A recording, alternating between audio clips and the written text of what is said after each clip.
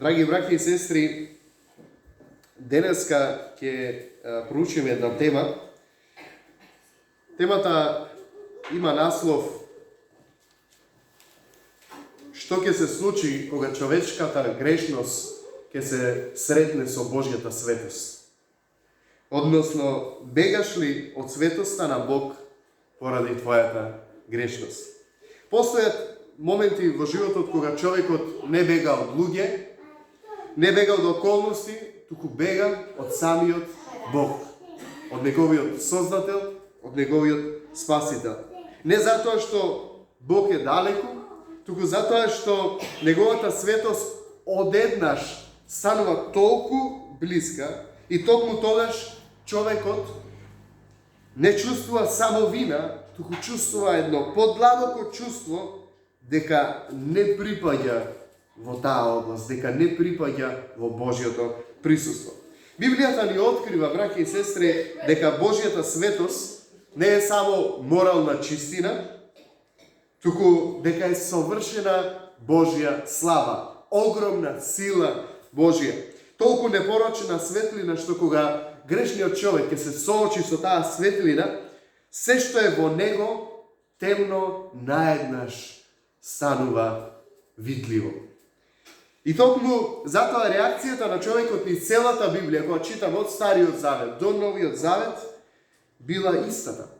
Страв, пат и желба да се повлече од следењето на Господа Исуса Христа.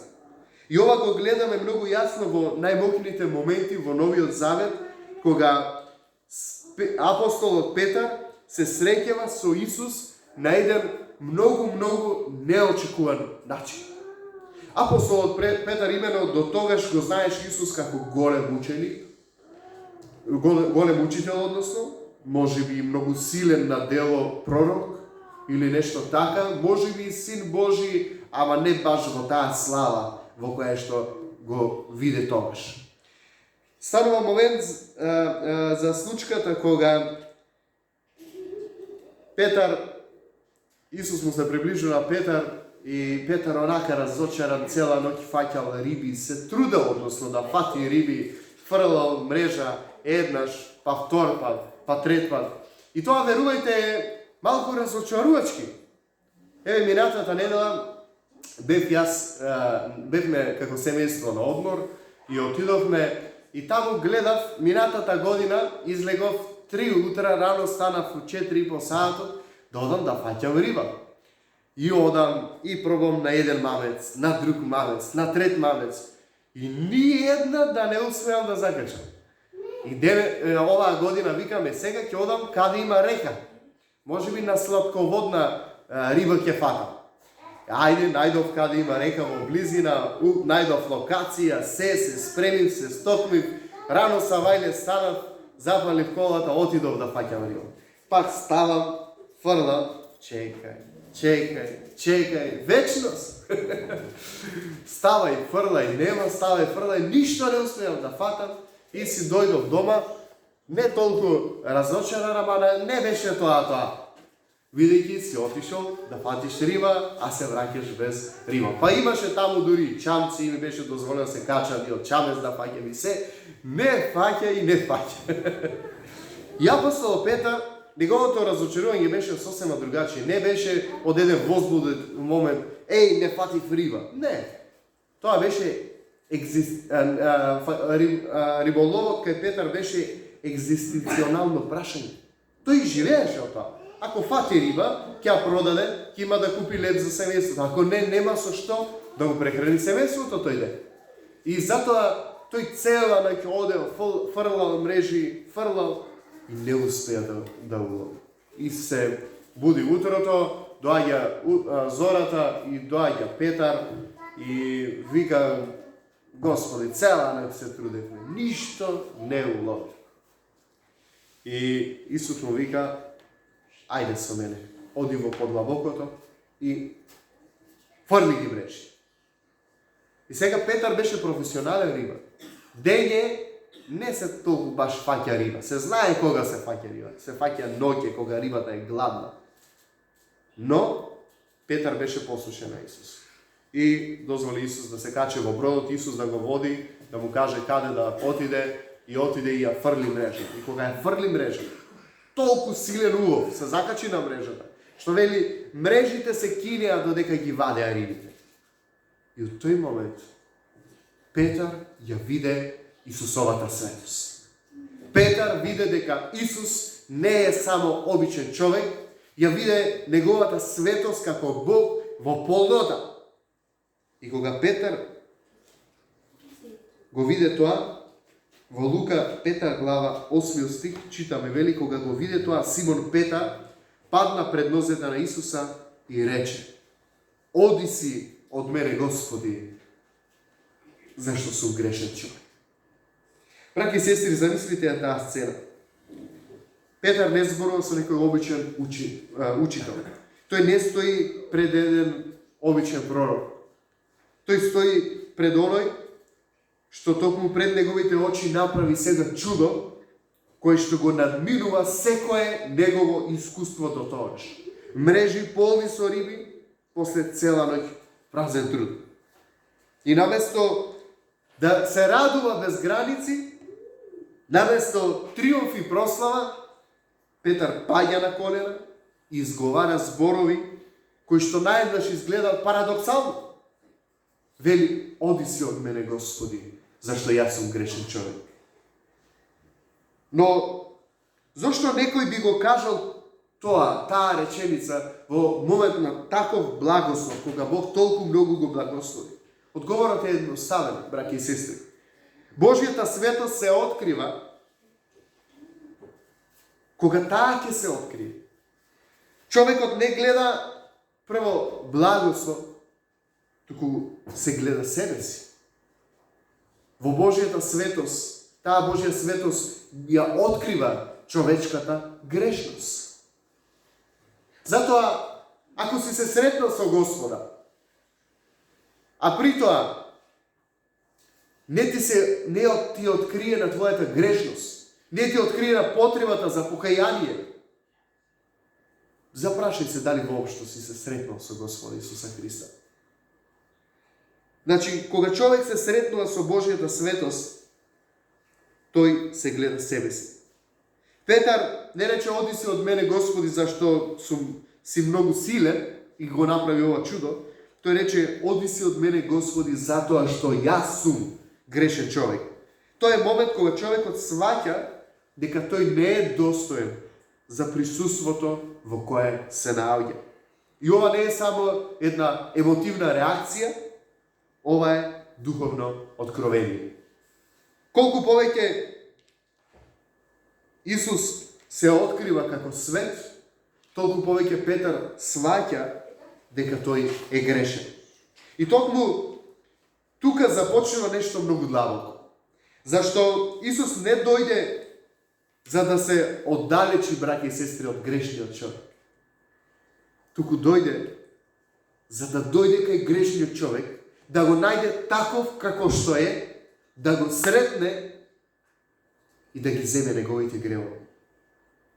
Исус не дојде за да ги отфрли грешниците. Исус рече: Јас не дојдов за праведните, зашто здравите немаат потреба од лекар, туку болните. Дојдов за грешните, зашто на тие им треба спасение. Исус дојде за грешните како мене и како тебе, да ни го понуди неговото спасение, да ни ја понуди неговата љубов, да ни ја понуди неговата благодат. Божјото Слово вели: зашто Бог толку многу го засака овој свет, што од таа преголема љубов го даде својот единороден син. Та секој кој верува во него да не загине, туку да има вечен живот. Бог ги засака грешните луѓе од овој свет и од таа љубов тој го даде својот син. Кога го даде својот син? Вели: и Бог ја покажа својата љубов кон нас со тоа што Христос умре за нас, уште додека бевме свети? Не, уште додека бевме грешници, Христос умре за нас, праведниот за неправедните. Но природната реакција на човекот е да секогаш бега од Бога, се оддалечи од Бога во моментот кога ќе се сретне со Божјата светост. И за жал, низ сите овие години на служба имав прилика да видам многу луѓе кои што се сретнаа со Бога, ја видоа Божјата светост, сватија дека им треба покаяние и наместо да се покајат, тие рекоа: не, Господи, ти си пресвет, јас не можам да продолжам по тебе. И се вратија назад во светот. Дали Бог не повикува на таков чекор? Не. Дали Бог дојде да не бара, да не најде како свети? Не, Бог дојде да го бара и да го спаси изгубеното, грешното, како мене и како тебе. Тој дојде и те бара таму каде што се криеш. Но природната реакција на човекот не само на Петар, овде кај што прочитавме во Лука, или целиот Стар Завет, ни целото Свето писмо, природна реакција на сите кои се сретнаа со светоста Божја, на повеќето кои што се сретнаа со светоста Божја беше страв и желба за бегство од Бог. Желба да се оддалечат од Бог, затоа што Боже, ти си толку свет, а јас сум толку грешен. Не можам да те следам. Сетете се на Адам и Ева. Кога Адам и Ева сгрешија, нивната првична реакција што беше? Се сокрија, вели Божјото Слово, од лицето на Бога. И го Битие 3 глава 8 стих вели: и го слушнаа гласот на Господ Бог како оди низ градината во свежината на денот. И се сокрија Адам и неговата жена од лицето на Господ меѓу дрвјата во градината. Ова е првиот запис во Библијата кај што човекот бега од Бога кога ќе се сретне со Божјата светост. Забележите, Бог не се сокри. Бог не се крие од твојата грешност. Ти си тој што се криеш од Божјата грешност и јас сум тој. Не се променила Божјата желба да биде Бог со човекот. Се променило срцето на човекот. И првата реакција по гревот не беше покаяние, не беше разговор, не беше признавање и барање помош, туку првата реакција беше криење и бегање од Бог. Тоа е природата на гревот, браќи и сестри. Гревот не само што не одвојува од Бог, туку се труди да избегаме колку што можно подалеку од светоста на Бога. Тоа е она што го прави гревот. Не тера да мислиме дека готово, завршено е со нас, нема што да бидеш блиско до Бога, бега од Бога, поарно ќе поминеш. Тоа е гласот на ѓаволот. Тоа е гласот на ѓаволот. Не може да бегаш од Бога и да ти биде поарно. Никогаш. Зашто ако овцата излезе од стадото, надвор не ја чека добри пастири, туку ја чека волкот, кој што гледа да ја проголта. А тоа е ѓаволот. Ако бегаш од Божјото присуство, те чека ѓаволот да те зграбчи и да те изеде. Адам и Ева се сокрија и тука гледаме една духовна вистина која што важи и до ден денес. Ѓаволот сака гревот твој да биде сокриен. Со тоа што ти ќе се сокриеш од лицето на Бога. Бог, напротив, не охрабрува ни целото Свето писмо. Исповедајте ги и признајте ги вашите гревови, за да ви бидат опростени. Така? На што не повикува Бог? Да се криеме и да го криеме гревот, или да дојдеме пред Бог такви какви што сме, да застанеме пред Него и да кажеме: Господи, татко, јас грешив. Те молам, опрости. Јас го направив тоа и тоа. Ѓаволот сака да го криеме гревот. Бог сака да го исповедаме. Зошто? Ѓаволот сака да го сокриеш гревот, да се оддалечиш од Бога и да завршиш во пеколот. А Бог сака да го исповедаш гревот, да се приближиш до Бога и да завршиш во рај. Што ќе избереме ние? Што е подобро за нас?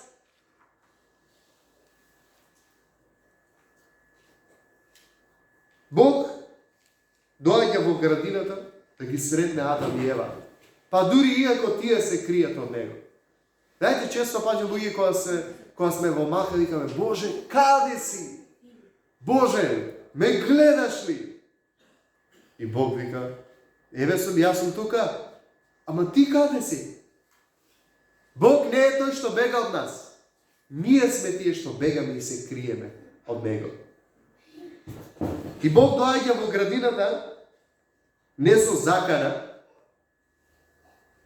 туку доаѓа и вика: Адаме, каде си? И ова не е прашање за информација. Бог не му треба информација каде е Адам. Зашто Бог знаеше точно каде е Адам. Туку тоа е прашање на повик. Бог го прашува: каде се криеш, каде се наоѓаш во односот на мене? Каде си? Се изгуби во нашиот однос. Каде исчезна твојата близина? И ова е првиот момент во историјата на човекот, кога човекот мисли дека треба да бега од Божјата светост, а всушност Божјата светост доаѓа да го пронајде човекот во неговата грешност и да му понуди рака, да му понуди можност за покаяние и обнова. Има моменти, браќи и сестри, во животот кога Бог не се открива како далечна идеја, туку се открива во твојот живот како жива реалност што стои пред твојот живот. Таков момент гледаме кога Мојсей се сретна со Бог на еден обичен ден. Тој се сретна со Бог и таа средба му го промени целиот негов живот. Вели во Излез 3 глава 4 стих: и кога Господ виде дека тој се приближува да погледне, Бог го повика од средина на грамушката: Мојсей, Мојсей. Но уште порано има една реакција која што е многу поважна за нашата тема. Во 3 глава 6 стих од Излез вели: и Мојсей го сокри своето лице, зашто се плашеше да гледа во Бога. Бог му се објавува на Мојсей во запалена грмушка и Мојсей го крие своето лице, се плаши да гледа во Бога. Зошто Мојсей го прави тоа, го крие своето лице?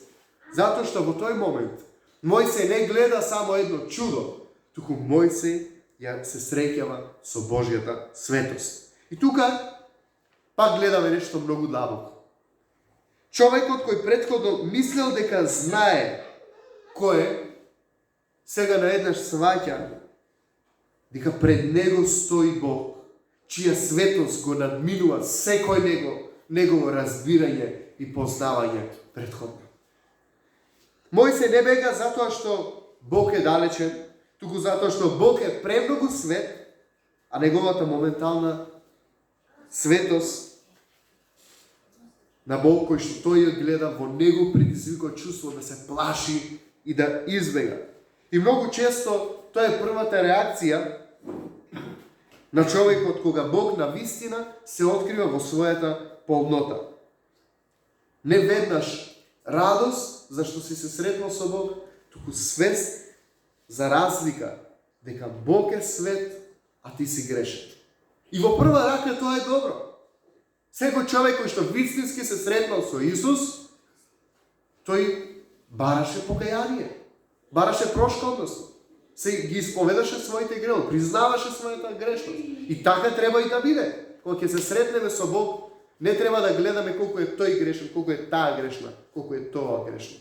Треба да гледам колку сум јас грешен. Да ја гледам своите гревови пред Господа. И ако тоа не се случи, тогаш не си се сретнал со Господа. Па колку и години да поминале. Моментот кога почнуваме да ги гледаме грешките и гревовите на останатите, прашањето е дали ти се среќаваш со Господ секој ден. Дали го среќаваш Бог во неговата светост Или формално така застануваш пред Бог, си замислуваш дека се среќаваш со Него, а тоа е толку далеко. Односно ти си толку далеко. Затоа што Бог сака да бидеме стражари на своето срце. Најпрви. Од се што треба да пази човекот, треба да го пази своето срце.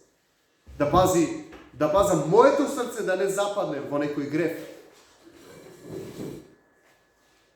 Но откако ќе се сретнам со Господа и ќе ја запознам таа негова светост и ќе се покајам пред неговата светост, познавајќи ја мојата грешност, следната реакција треба да биде следниот чекор, уште поголемо доближување кон Бог, наместо оддалечување од Бога.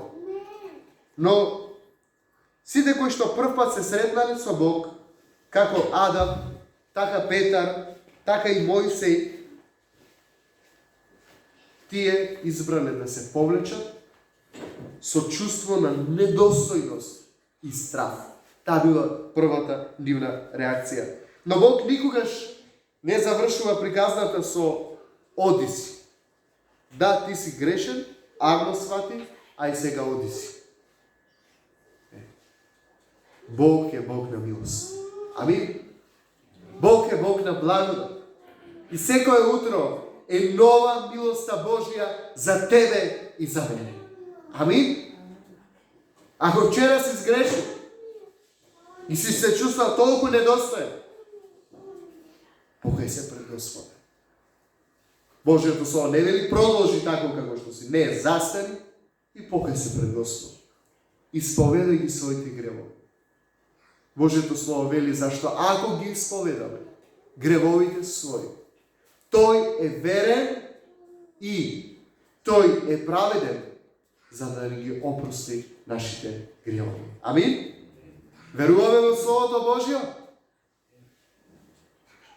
Но често треба се подсетуваме на Словото Божјо. Знам дека веруваме, но често забораваме. Често забораваме на Словото Божјо. Затоа треба да се подсетиме дека Бог е Бог кој дава покаяние и можност за обнова и втора надеж. Секогаш. Бог не те отварва. Гласот на ѓаволот е тој кој што ти зборува. Бегај од Бога. Одалечи се од Бог. Погледи колку си грешен. Што бараш ти сега кај Бога? Кога ќе го слушаш тој глас, кажи: ја барам крвта на Исус, кој што може да ги измие моите гревови. Амин. Зашто таа крв течеше на крстот. Токму за тоа. За јас и ти да имаме можност да добиеме очистување на нашите гревови. Одново и одново. Колку пати и да паднеме, Бог не гази, туку ни подава рака и не вели: стани, чедо моје. Бог знае дека сме ние само луѓе. Бог знае колку ние можеме да издржиме, да не сгрешиме. Бог знае колку сме ние кретки и немокни, обични глинени садови, кои без Божјото световино, Божјиот свети дух во нив се никој и ништо. Но фала му на Господа, што Бог не исполни со неговиот свети дух. И ни го даде тоа чувство, кога ќе сгрешиме, да не бегаме од Бог, туку да повикаме: Ава, Оче. Ава, дојди, татко, дојди и помогни ми. Тука паднав, тука сгрешив. Дојди. Бог доаѓа да ти помогне таму кај што ти си заглавен. Зашто ако човекот можеше сам да се спаси, ако човекот можеше сам да исполни Божјата праведност, зарем Бог ќе го пратеше неговиот син? Немаше. Кој тој родител што можеше да го издржи гледката на тоа толку мачно, толку страшно страдање низ кое помина Божјиот син Исус Христос? Никој. Никој. Но бидејќи немаше друг начин, човекот сам да се спаси, човекот сам да се очисти, човекот сам да се освети. Од таа причина Бог го испрати неговиот син да дојде и да те освети тебе и да ме освети мене со неговата крв, кој што течеше за измивање на моите и твоите гревови. Заборави на твоите дела. Заборави на твојата праведност. Не се подпирај на нив, зашто ќе паднеш. Твојата праведност и мојата праведност и нашите дела се како една мека трска на која ако се подпреш ќе паднеш, ќе се скрши. Божјото слово Исаија вели нашата праведност, човечката праведност и како една валкана крпа пред Божите очи. Ние мислиме толку многу сме праведни, толку многу сме свети. Но нашата праведност, нашите праведни дела пред Бога се една валкана крпа. Затоа, браќи и сестри, Бог не повикува да дојдеме кај Него такви какви што сме. Не да се плашиме, не да бегаме, туку да признаеме. Да дојдеме и да признаеме, да кажеме: татко, сгрешив. Признавам, го направив тоа и тоа. Те молам, опрости. Сетете се за останатите низ Божјето слово. Сетете се за Мојсей пример. Зборувавме кога тој се сретна со Бог. Мојсей беше Мојсей. Силен, спор и на дело. Но и тој кога се сретна со Бога, кога запозна Божјата светост, се испаши од Господ. Се испаши од Божјата светост.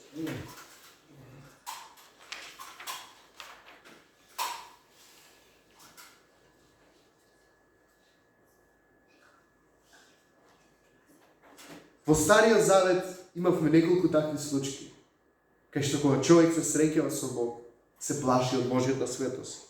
Кога доаѓаме до Новиот Завет, таа слика не се менува. Напротив, станува уште појасна. Божјата светост не се намалува со доаѓањето на Господ Исус Христос, таа се открива во незината полнота. Но истовремено се приближува кон човекот на начин на кој што никогаш претходно не му бил возможен. И еден од најмоќните моменти го гледаме токму овде кај Јован во Светото Писмо. Тој е истиот Јован кој што беше близок пријател на Исус, кој што се подпираше на неговите гради за време на првата причест, човек кој што беше многу близок со Господ Исус Христос, но кога го виде Христос, кога ја виде Христовата прославена слава на небото во Откровение, реакцијата беше сосема поинака од она што ние би го очекувале. Библијата вели во Откровение 1 глава 17 стих, вели: кога го видов, паднав пред неговите нозе како мртов. Замислете. Ова не е реакција на непријател на Исус. Паднав како мртов, како да не постојам. Ова не е реакција на оние војниците кои ги ковеа шајките на вораците на Исус. Ова не е реакција на оној што со копје го пробуди во реброто.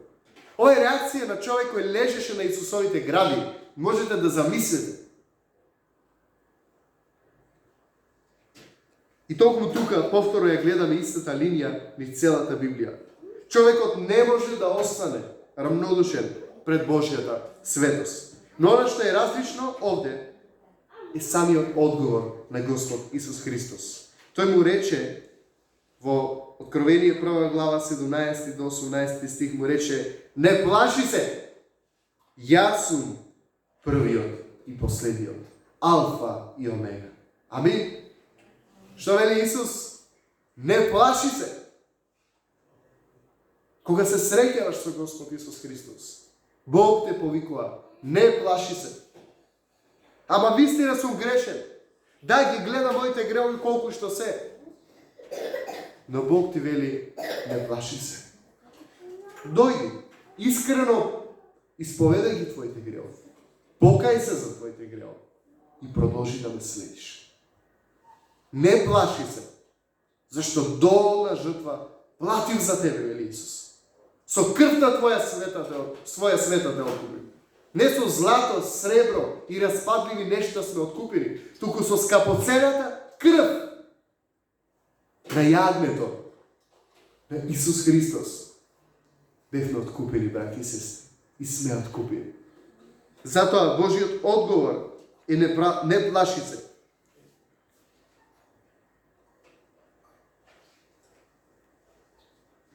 Божијата светост не доаѓа за да те уништи, таа доаѓа за да те подигне. Истата слика ја гледаме и кај апостол Петар овде во Лука 5 глава. Тој вели: оди си од мене, Господи, но Исус не сака да си оди од него. Амин. Колку е голема Божјата благодат. Ти да му кажеш на Господи: оди си од мене, оди си од кај мене, заминуе, напушти ме. Тој сепак стои до тебе, упорно. И вика: не да оставам. Колку е голема таа љубов Божја. Или не те оставам. Заминуе, не заминувам. Јас те сакам. И јас сум тука со тебе. Никогаш нема да те напуштам. Ниту ќе те заболам. Евреи 13. Исаија 49:15 вели: може ли жена да заборави на своето доенче и да не му се смилува на плачот од нејзината утроба? И Господ вели вака: па дури и ако некоја би заборавила, јас тебе нема да те заборавам. Амин. Оставете ги сликите од овој грешен свет. Има мајки оставаат деца покрај контейнери. Оставете го тоа. Нашиот Бог не е таков татко. Амин.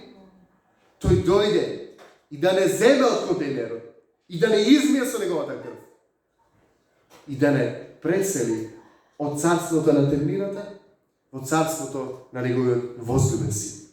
Да не представи како свети, седнати во небесните места. А овде на земјата ви даде авторитет да бидеме амбасадори негови. Да ја вршиме неговата волја и да стоиме врз основа на Словото. Да стоиме во идентитетот кој самиот Христос ни го даде. А тоа кој е? Синови и ќерки Божи. Деца Божи, откупени со крвта на јагнето. Со крвта на Господа Исуса Христа. Исус не само што му вика на Петар: нема да си одам од тебе. Туку оди еден чекор понатаму и вели: не плаши се. Од сега ти ќе ловиш луѓе. Амин. Бог ти го вели денес тебе исто. Може би си се исплашил од